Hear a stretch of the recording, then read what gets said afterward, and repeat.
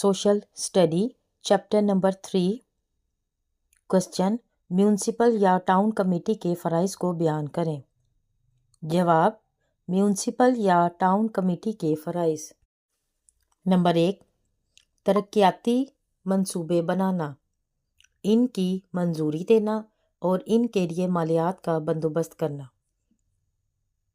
Number 2 مقامی زمینوں کی تقسیم اور ان کے استعمال کا بندوبست کرنا۔ نمبر 3 صنعت، زراعت اور تجارتی مارکیٹوں کے لیے زمین مہیا کرنا اور ان کا بندوبست کرنا۔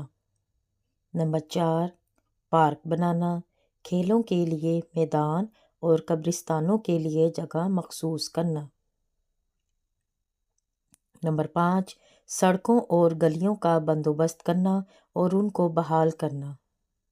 نمبر 6 پینے کے پانی کا بندوبست کرنا اور گندے پانی کے نکاس کا انتظام کرنا۔